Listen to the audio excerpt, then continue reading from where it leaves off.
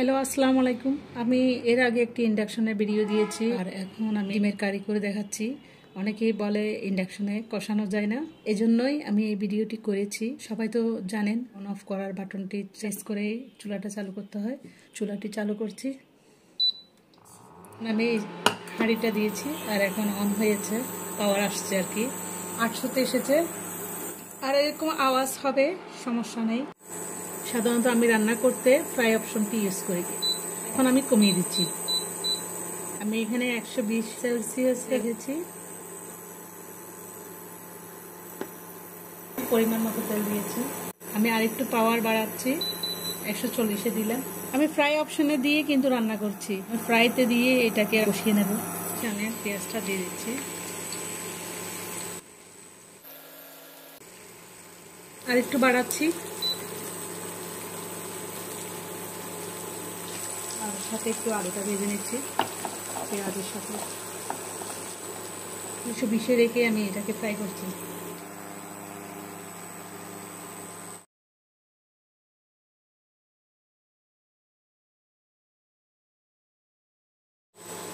আমি এক পাশ সরিয়ে একটু ডিমটাও ভেজে নিচ্ছি।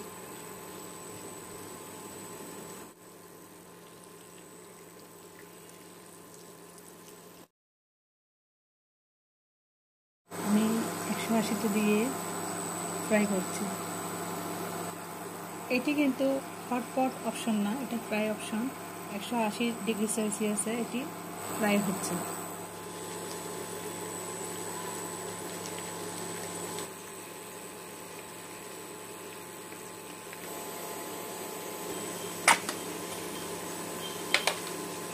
আমি এগুলো উঠিয়ে নিচ্ছি।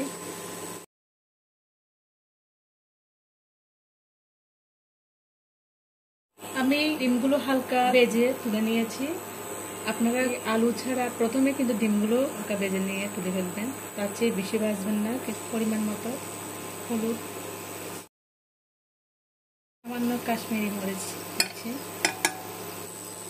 এখানে জিরা ধনে মিক্স মশলাটা দিচ্ছি, শাহি গরম মশলাটা দিচ্ছি।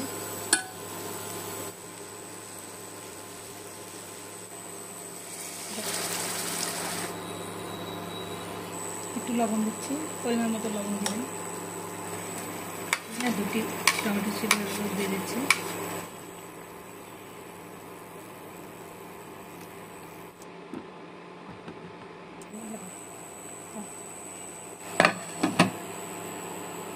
আমি কিন্তু ফ্রাই অপশনে দিয়ে, এই যে ফ্রাই অপশন, এই ফ্রাই অপশনে দিয়ে এটি রান্না করছি আর কি, কষাচ্ছি। এখন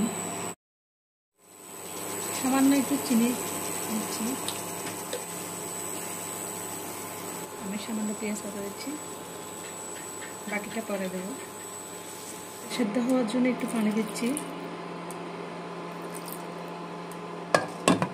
আর ফ্রাই অপশনে রাখবো না, এখন হটপটে দিয়ে আমি এটা 800-তে রেখে বরফ আসলে এরপর আমি আর একটু কমিয়ে এটাকে রান্না করব সেদ্ধ হওয়া পর্যন্ত। এই আলুটাকে সেদ্ধ হওয়া পর্যন্ত হটপটে 400-তে দিয়ে রান্না করেছি। আর এখন আমি বাকিটা দিয়ে দিচ্ছি।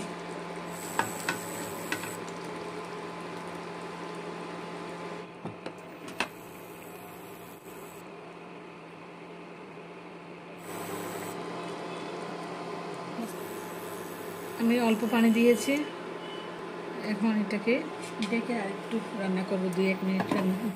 আমি পাওয়ারটা বাড়িয়ে দিচ্ছি, 1000-এ নিয়ে এসেছি। এখন একটু ভালো করে বলক আসলে আমি আর 2 মিনিট রান্না করব, এরপর আমি বন্ধ করে দিচ্ছি। আমার রান্না শেষ। তো আমার ভিডিওটি ভালো লাগলে আপনারা সবাই আমাকে সাপোর্ট করবেন, আমি আরও যেন নতুন নতুন ভিডিও নিয়ে হাজির হতে পারি। চেষ্টা করব অথেন্টিক সব রান্না দিতে আমাদের চট্টগ্রামের। ওই যে পাকন পিঠার একটি রেসিপি অনেকেই পছন্দ করেছে, আপনারা যদি চান তো আমি আবারও ওই পাকন পিঠার রেসিপিটা দেওয়ার চেষ্টা করব।